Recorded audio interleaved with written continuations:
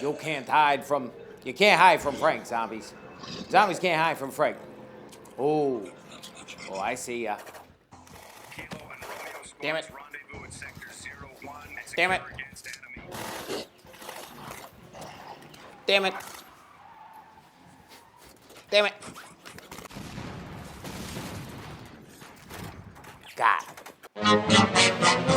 Aloha Headsets, it's your boy Frank, and it's review time once again. Now today we're looking at the new first-person survival zombie shooter from Vertigo Games. Until now it was only available on the HTC Vive and Oculus Rift, where it received top marks from every source. But with all the new VR first-person shooters coming out and Farpoint in our review mirror, does it still live up to the hype? That's what we're here to find out. So sit back, relax, and enjoy your Arizona Sunshine review.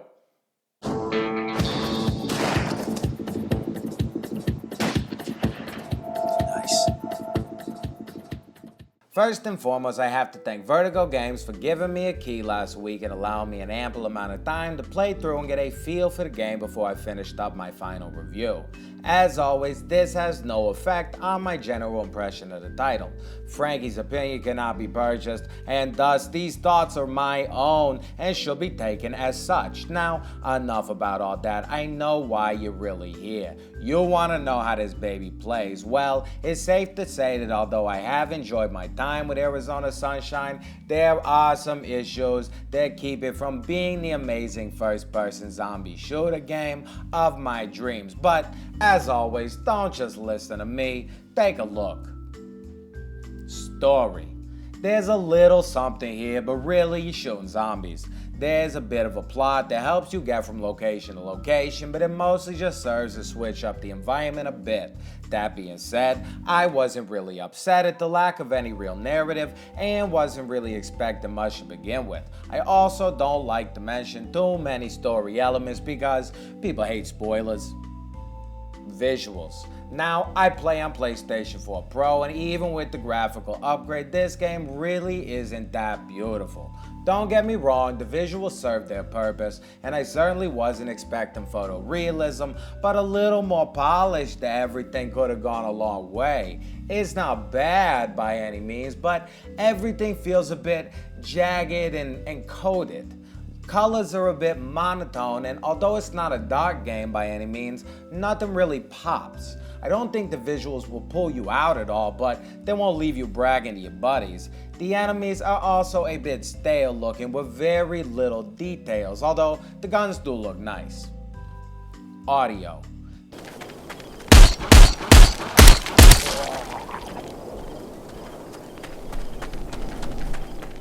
The audio was fine. After seeing the first gameplay trailer, I was a little worried the guns would sound a bit weak, but it works. Nothing booming or out of this world, but satisfying enough to put a little smile on your face as you empty a full clip into the undead attacker. The game also features a bit of narration, although it's quite cheesy, and luckily they give you the option to turn it off. Though, where the sound design really does shine is in deciding which direction the zombies are coming. The 3D sound does a fantastic job at doing this, and on more than one occasion was the only cue I had that a zombie was about to attack. Gameplay. Alright, time for the big one, and I'm sad to say, it really didn't live up to my expectations. Now, my first playthrough was with the aim controller, of course, and it wasn't really that great. It wobbles a bit too much to aim down sights, and unlike Farpoint, they really didn't build in any sights to begin with.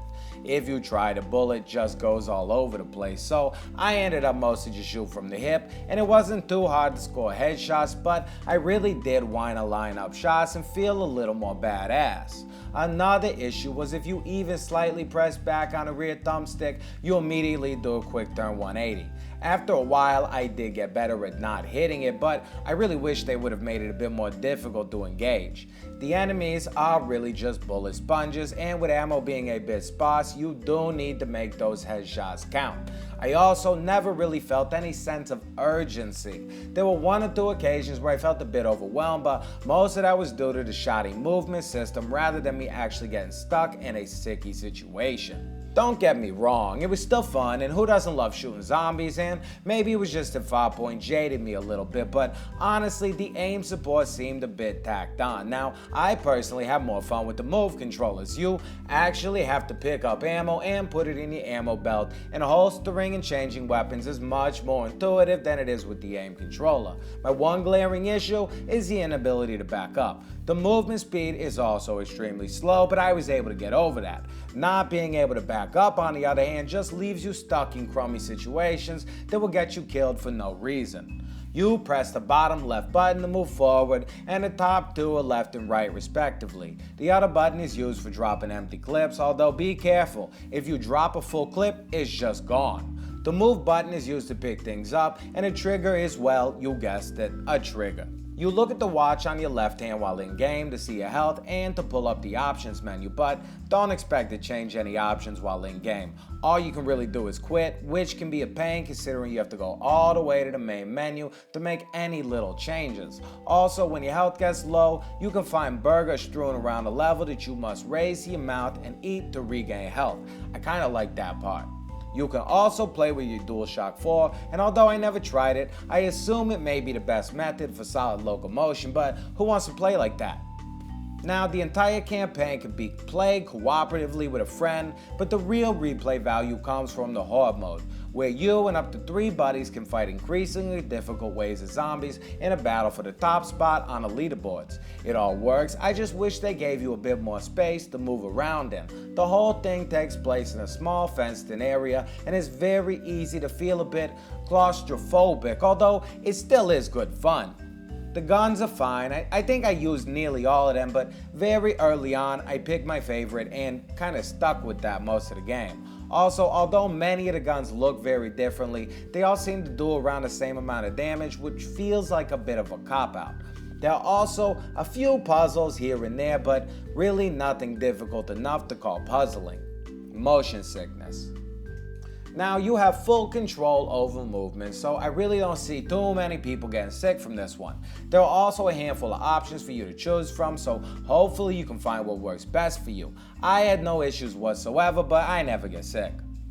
Drift/wobble. I didn't experience too much drift, but every now and again my gun would kind of glitch out and end up above my head, but it was nothing a little shaky that aim couldn't fix. My real issue was a wobble. Now, I know my hands aren't perfectly calm, but anytime I tried to aim down sights, it was like riding on a mountain road with no shocks. The gun just moves all over the place. Now, when you shoot from the hip, no issues, and when it's just in your hand and you're moving, it wasn't that bad, but trying to look down the sights and get a good shot is nearly impossible.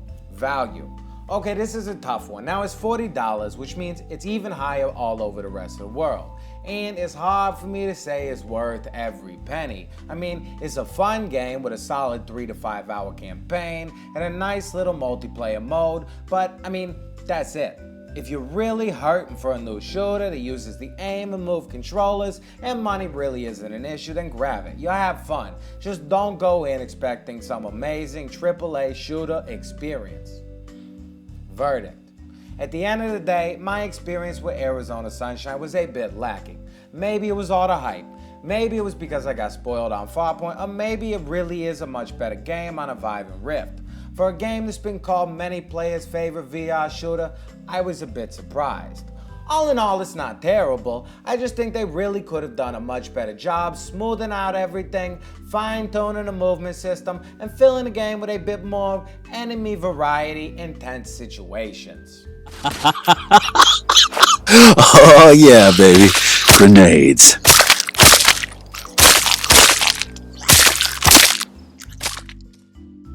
As you can tell, it wasn't my favorite, but what did you think? Did you grab it already? Are you still on the fence? Are you gonna buy it tomorrow? Are you just gonna say no, thanks to your boy Frank? Let me know in the comments, you know I wanna hear. But more importantly, you're beautiful, you're amazing. Thank you for coming through. Give yourselves the thumbs up, and if you think I deserve it, give me one as well. And if you wanna stay up to date on everything PlayStation VR and you don't mind its ugly mug, friggin' subscribe. I mean, come on. And hey, if you haven't seen this video right here, there's one, check it out. It's a pretty cool video. This one, this video right here. That one right there, it's got Frank in it, that's me.